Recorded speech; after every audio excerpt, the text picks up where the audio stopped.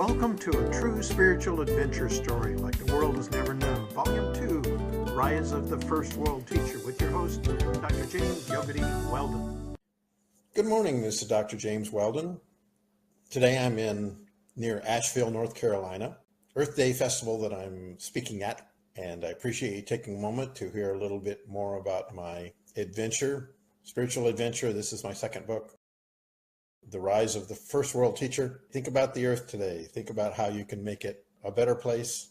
And in this portion of the story, if you happen to listen to the last segment, we just completed attendance at the Silver Jubilee event in Bangalore for the Art of Living Foundation. It was huge. There was about 2.5 million people that came to that event. My spiritual teacher, Sri Ravi Shankar, in spite of all these millions of people, found a very unique way to show me he knew that he was aware of what I was doing. If you get a chance to listen to that last segment, I think you'll find that pretty amazing that he was able to call me to come meet with him, even though I didn't know where he was. After that huge event in Bangalore here in 2006, there was another celebration that we were going off to visit a little bit north from Bangalore, in a festival called Diwali. And that was going to begin in a few days. My wife and I traveled north to Delhi with Sri for this event. It's called the Festival of Lights. It's a really wonderful holiday. After a few days later, we entered another huge stadium there with 200,000 people approximately. And he invited us also to see a really amazing temple. It's called Akshardham Temple, which was built in the old style without any metal at all. Really a beautiful place. And at this Akshardham Temple, we walked through the complex was spread over an area of about 100 acres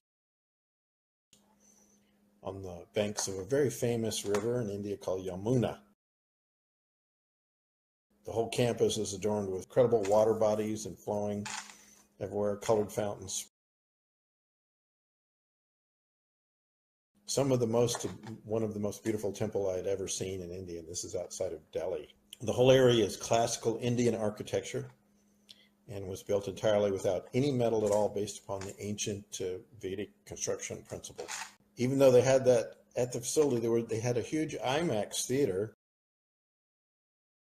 And the story of the saint that inspired this, walking all over India some time ago in the past. The tradition is called Swami Narayanan. So if you have a chance to look that up on the internet, you'll find that. He lived in the 18th century. That evening, the campus was lit with colored bulbs, stunning in every direction.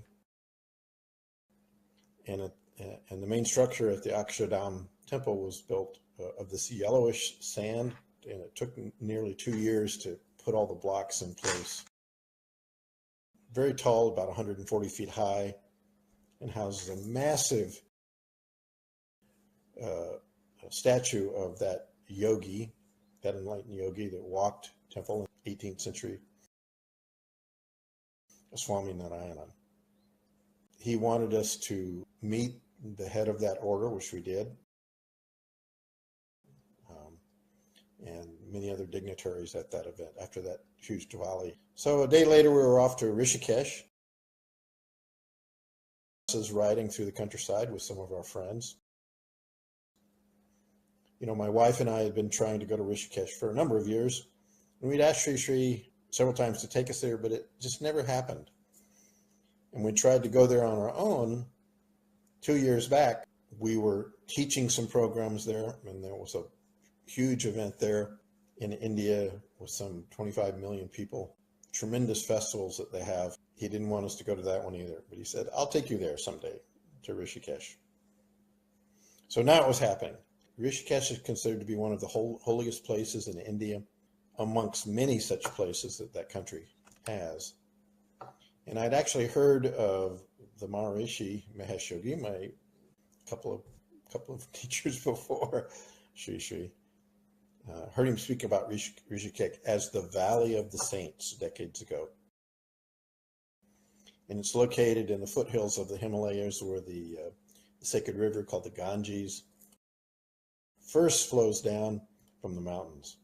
And so for many thousands of years, enlightened beings of every imaginable description had passed through Rishikesh after spending time in the Himalayan mountains, meditating in the retreat centers and so forth. Coming into the town, there's a beautiful bridge that goes over the lake, over the Ganges there.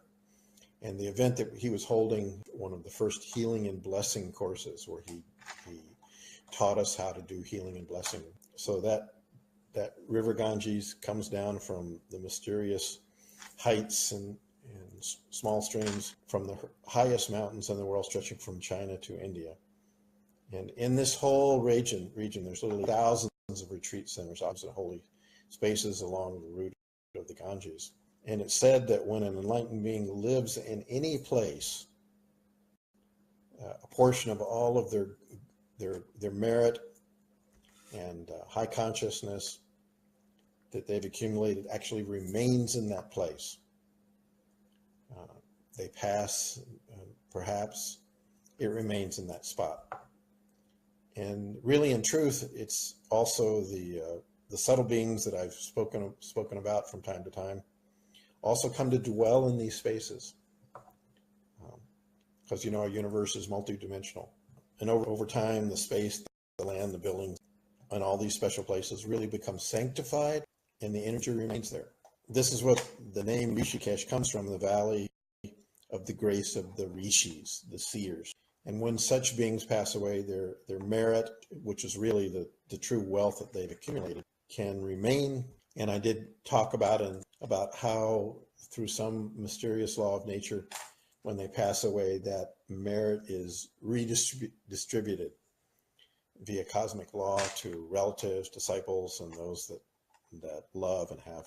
And it can be a huge boost in our spiritual evolution from saints, both in life and also when they pass. And I talk about this, actually, how it happened to me a couple of times in my life. The Maharishi had his first ashram when the Beatles that were associated with the Maharishi went there. They planned a small advanced course to teach to a group of international the techniques of healing and blessings. In 2004, in the islands out between Malaysia and India. And Sri was in the United States at that time when that event happened. When the tsunami happened, he actually immediately left the United States and rushed back to Asia to coordinate all the different relief efforts involved at that time. For actually for a week after the tsunami, I was told that he was actually up and traveling about the area 24 hours a day. So he flew back to Malaysia, and for 24 hours a day for 7 days, he was just going from place to place, helping and blessing the people. He didn't sleep at all. He couldn't stop. I mean, what kind of dedication, to do something like this? And he went from town to town, continually providing relief effort and actually blessing the individuals with the energy, with this amazing force, which I'm now coming to know so well. He gave himself completely to these suffering people, caring for them and relieving their fears by that power of grace and that tremendous force that he carries. And of course, I'd seen this energy work many, many actually amazing miracles in my life. And of course, I'd heard many other amazing stories that came from these meetings. So Sri said at that time that traditional relief efforts would not work. And that even though traditional care might rebuild a person's life physically and give them back their house or their food or their money, for many years thereafter, the underlying trauma would actually remain. And so to help these people, the underlying trauma needed to be released first. Normally the Art of Living Foundation and its programs, which have been used so successfully in cooperation with the United Nations, they were really effective. But in this particular time, more was needed than the grassroots efforts that they did, which you may be aware of, that they're doing in so many different ways around the world right now. And from the work that I had seen, teaching very hardened criminals that had committed terrible crimes, they could actually let go of decades worth of sorrow and anguish in a very short period of time. However, in this particular case with the tsunami event, there wasn't even time for these programs. He didn't have time to sit down and take them through a 3 or 4 or 5 day program or something like that, which could take a week or maybe more to complete. So there was really no choice, and literally miracles needed to be performed. And that's actually what happened. And to do this, Sri Sri selected a few of his very closest teachers and empowered them and gave them a technique that and taught them something new. And they were told to bless and help heal these crowds. And I've seen him do this with large crowds. Again, another little side. I've seen so many amazing things. There can be a crowd of maybe 50,000 people. And he can say, okay, whoever is hurting, back pain, neck pain, headache, anguish, stand up. And then these people would stand up, and, he, with his intent, he would, he'd say, take a deep breath in, let go, and take another deep breath in, let go. And just with that consciousness, he would say, okay, now open your eyes. And he would say, how many of you are feeling better? And probably 30-40% of the people would actually feel better on the spot. No touching, just pure intent. And then he would do another little session. Maybe there would be, a few left, not that many out of a huge group. And he said, okay, now you need to go see our teachers. So whoever was willing could come and be healed. And quickly the stories that came back from when he was traveling around Malaysia were nothing short of absolutely miraculous. If you've heard these earlier segments that I've listed, and I've shared in this book and the earlier one, this one in particular, I've seen so many incredible, really incredible, amazing things happen. Of course, faith is a power too, okay? So I'm not saying it's all like magic energy, but there is really, really something to this. And now they were happening, in this case, to thousands of people in a short period of time. From meeting to meeting to meeting. 7 days. 24 hours a day. It's hard to imagine. So during that special time, something new occurred. And those teachers he couldn't do it himself. And he took a few teachers and says, okay, now, here, you can do it. And those teachers with those instructions were able to invoke the kind of blessings I'd only seen in the presence of Sri Sri directly himself. And the news from these teachers who went to help those individuals from was from the tragedy of this huge tsunami. It was much greater than, of course, modest encounters that I'd kind of had. And thousands of people were helped to release the trauma. See, the trauma is in the consciousness, the memories, the impressions, the fear, the anguish. So how do you release that? And believe it or not, they were able to help these people release that trauma in a few minutes as they traveled, all these other people traveled around. And so we'd heard these rumors, and we talked to this teacher, they tell this story, the stories are going wild. And so needless to say, we were now, very excited, a small group of us, to receive that ability as well, that blessing as well. And so arriving in Rishikesh, I immediately felt the magic in Rishikesh of this very, very holy valley. And over a period of 1 week, we were there. It was like the enlightenment of the millennia of saints and their silence kind of slowly kind of crept into us in a way that's very difficult to communicate. On the last day there, I listened to the experiences of my friends, and every single person had had an experience of what the enlightened consciousness was, what enlightened mind was, like that, just being there.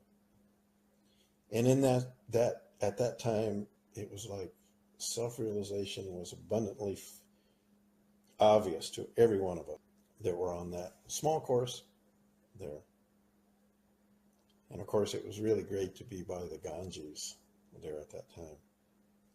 And one of the things that Sri Sri asked us to do while we were there was to walk along the Ganges shore and meditate on the river. And like rivers inside of us, there's a river of life that is flowing through us every moment. And when that energy becomes clear, each one of us are literally like living love and truth. And as I sat on the banks of the Ganges here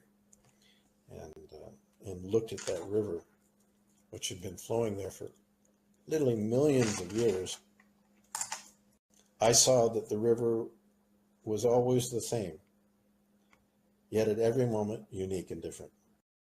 And I felt, cleansed and fresh. And as I sat there, I wondered in the back of my mind that, like my visit to other ashrams and holy places, there might be something special that I could take back from my experience there. And in the quietness of my mind, honestly, I didn't say it in the book, but I began to pray to that flowing life, that river. And by far the most significant story I had to tell was that vision I had been given on the plane of enlightened being, finest level of the universe, the subtlest level of creation. Something in those moments, something had opened and taken me many, many years, I said 30 here, but many more to comprehend. And this was the truth that we all exist, eternally exist in that place, whether we know it or not, in that timeless form that I had experienced. And this is actually known as the Buddha body, Bud, the bubble, or in the terms of the Hindu tradition, the linga of the self, Shiva, Shivoham, Shiva linga, a limitless form that always exists on a level of life which was really eternal, on that plane of creation. And I'd seen this representative bubble at the center of spiritual centers and of many very famous temples in India, these little lingas, if you know what I'm talking about. They're kind of like an egg. And in the pictures of Buddha, actually, for many years, we'd see these tankas, and they would have all these yogis, all these Buddhas, kind of floating in the space. Do you know what I'm talking about? And also, this particular form and image is at the center of the Ka-stone, the Kabbalah, in the Islamic traditions as well. All of the Islamic devotees go round and round, where there's thousands of, maybe millions of people at certain times. Do you know what it's the center of that? The Shivalinga stone. It had been broken up, by the way, but it's actually apparently was smashed, but it was still there. But they actually took the pieces and set it up right at the center of there. And I'd bought such oval rocks from Indian stores and felt that they weren't complete somehow. They didn't seem to be alive to me. I walked along the shores of the Ganges and I meditated, and a prayer in my heart, almost hidden, maybe for some proof of this reality, this very fine level of life. And I wondered and felt a very deep intuition in this place, in Rishikesh, where for me it seemed to be the manifestation of that insight, was so connectedness with the big life. And I wondered that I might receive such such a living, what I call a living linga directly there. This was what was deep in my heart. I was traveling along this wonderful location. So I walked up and down day after day, and meditated in that spot along the Ganges. I was thinking, oh, maybe it's something I can take back to America from this incredible journey that I had in this most unbelievable sacred place. And over this week, I walked the shore and I looked into the water and I watched it. I said, oh, maybe this is it. I walked. So as I'm walking along, my eyes are peeking out. They're looking along the water. Maybe there's something there. And I watched for that. But I hadn't found what I searched for. I collected a few samples, but in my intuition said nothing about this. These things are, I'm sharing, absolutely true what happened to me. Actually, down nearby Maharishi's old ashrams, you could actually see some of the old ashram of Maharishi's nearby. And the day was so beautiful, sparkling sunshine, shining off the water in a million ways, and the air and the blowing trees and the wind. It seemed so alive. And I was almost floating through the space, shore, kind of with glee. I'm just skipping along like a 2-year-old, and suddenly I stumbled, and my foot fell into a deep hole in the rocks, almost up to my knees. I mean, it's like something gave way. Literally, my leg went down in the mud and fell downwards into that hole. And as I fell down, I felt a prick along the side of my foot, literally as if I'd been bitten by a snake or maybe a scorpion. And I actually thought I had been bitten. It was like there's a strike. It was a strange sensation. As I drew my foot out of the hole, I examined my toe and I looked for a sting, but there was no bite. Actually, the entire 2 or 3 toes on that right foot were already beginning to turn black and blue. They were changing color. And without thinking about it, I actually reached down into that hole, all the way up almost to my shoulder to see what was there. And there it was. This was something special. And I knew this as soon as my hand touched it. The energy crackled and came up that space all the way up. And it was immediately as I touched something down there. And there it was. And there was the perfect oval linga at the bottom of that hole in the sandy soil with lakes, with water running along it. I'm just thinking about it now. How could there be, with water running along, a hole in the sand? I don't know, because it was as if I'd reached into a womb and I was delivering a baby. Slowly I drew this linga out and I cradled it in my heart.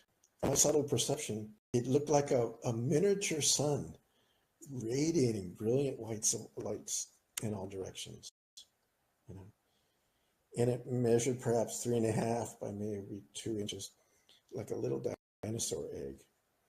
And it was sandy, white, and mottled, kind of gray with a tinge of brown and orange. And this mysterious linga, it appeared. It was hard to see physically because my perception kept going back to the subtle, falling into this unbelievable space.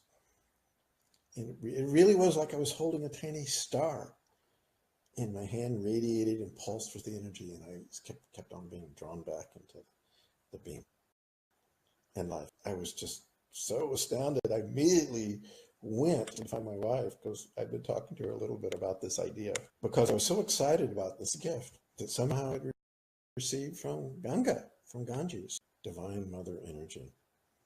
And as I met Rama a few minutes later, I was hobbling because of this bruise on that side of my foot that slipped into that sandy hole womb. By now, that bruise has actually spread, and I actually wondered if I had a fractured foot or something. So many times I've had a difficulty, a fall or something kind of dramatic to wake me up about what I needed to do. I guess that's when you're a little dumb. It was the energy, the slinger that somehow had struck me as I accidentally touched it. If my intuition was clearer, perhaps I would have found it another way. But as I walked up the concrete pathway back to the ashram, I marveled at what I carried. What did this mean? I wondered. And actually, as I saw Rama, this is a true story, I swear to you guys, I was immediately brought back to earth again because Rama was actually limping too. She was limping. This is my dear wife. And I said, what happened? And she says, I don't know. Something happened a little while ago. And she says, look at my foot. And as I was walking along, I suddenly felt this pain, and I didn't fall or anything at all, nothing. And as I looked to her, her foot was also bruised as a reflection, the opposite side. In the same location, it was like we were mirror images as we faced each other. So me on my right, I guess her on her left, and this was too strange. And I said, look what I found. And I showed her the lingam, and I said, remember I told you that I was hoping to find this is a sacred object. This is a very powerful sacred object. I had no knowledge of this. And as time goes on, a lot more understanding came, by the way. I was hoping to find something along the Ganges, and I can't believe what I found. I prayed for it, and I was just walking on Ganges, climbing over some rocks, and I slipped into a hole in the ground. And I hurt my foot, but didn't even think about it much. And when I put my hand down on the hole, this is it. Isn't this amazing? I was too amazed by the events this week to speak anymore. And anyway, Sri had just called us, and there was a very special guest, and we had just had time to eat and make our time to that meeting. And early, we both hobbled toward the dining hall. I was hungry, and now it was time. I was thinking about that. We'd actually not seen much of Sri over the last week.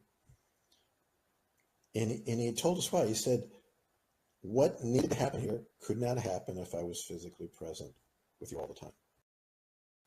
This is what he said. The healing and the blessing ability, which this was the program given. And at that event, also he brought in some saints, and we met then with a 103-year-old saint there. This afternoon included a special gift. His title was Vishwaguru. And he was the oldest permanent saint in Rishikesh. And we'd been staying at his retreat, his ashram, without even knowing about him.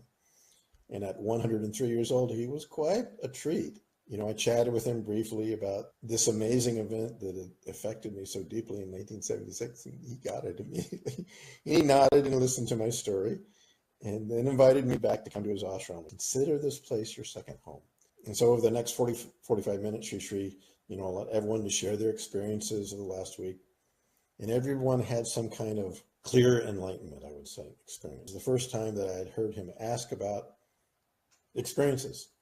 He never asked about that. And he told us, now you can share your experiences. And back in my roof, my wife and I began to pack on our journey back home to Delhi. I'd also had time to actually wash the linga off and remove some of the encrusted sand to see really what it looked like. What was amazing is that it dried. Again, this is a true story. Okay? A faint image began to appear on the surface of that rock face. It became more and more distinct over the next week. And I tried to imagine the journey that this particular stone had made over millions of years, from maybe the center of the earth as a molten rock to what I now held in my hand. And the Himalayan peaks were formed when the two continental plates merged 50 million years ago. That entire region was once the ocean floor, at the edge of two great continents that slowly separated and then drifted together. In over 300 million years, where these plates met, the Himalayan mountains, the peaks formed, the highest peaks on the planet now. But where I'm living right now in Boone, North Carolina, was the Himalayan, was the last Himalayan. Right now, and we're not that high, we're about 2,500 feet, but Boone was the Himalayas of an earlier, much earlier age. And over this vast period of time, the rains that fell year after year quite worked their ways into the peaks, into the crevices, and the rocks slowly loosening, smaller and larger boulders. And these rocks were washed down into swirling rims and eroded as glaciers made their way across the landscapes. The entire world, the entire history of all humans was only a total small fraction of this passing time. And at one moment in this vast drama, Yogi found his foot stuck in one of those crevices that formed, and I took one of those small rocks from that place back with me to the United States. And there's a photo of it in the book. At the end of this long journey, now, I held this rock in my hand. Listen, life is so amazing. There's so many things we can't explain. There was an image on that. That was the image. The image was on the surface of the linga of what happened to me in that 1976 experience. Believe, don't believe. This is like Ripley's Believe It or Not. Believe it or not. This is beyond belief, and how true. And how long would that rock have to sat there to finally? And during the next year, I hid this very quietly, secretly used it with meditation. And I tried to explain this discovery, but words absolutely failed. India has a long history of recognizing and respecting these, what they call the true lingas. And the greatest saints have held them at the center of their sacred prayers to divinity. We have one here in Boone, the Art of Living Retreat Center, but I have my own I haven't talked much about. Sri Sri has a crystal linga that is used in India. If you've been to those Shiva pujas, you may have seen that. And that form of that crystal linga is what he took me to. Once a week they do that. And said that they have tremendous spiritual healing power.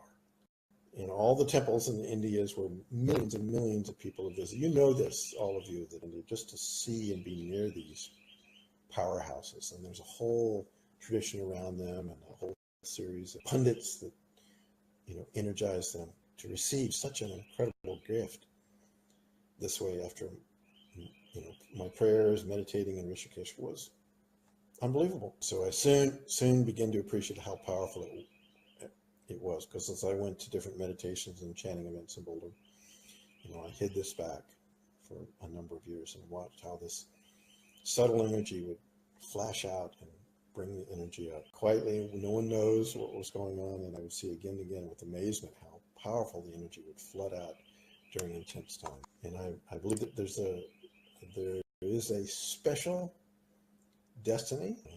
I thought that the retreat center would be in the Rocky Mountains. I picked the wrong Rocky Mountain range. Now I'm in Boone at the Blue Ridge Mountains. I believe that there was a special destiny attached to this gift, and the ashram that Sri Sri told me someday would happen. So we'll end now, and I'll start another segment of the great spiritual city, like Rishikesh, for the U.S., in the U.S. This is what's happening. People don't know, but so I'll give you a break. I've talked enough, but let's come back for another episode here. This is all about understanding, a bridge in our understanding, so we can begin to appreciate some of these very deep and profound realities. So I appreciate you taking a moment to listen to me, and I'll be back again. Namaste.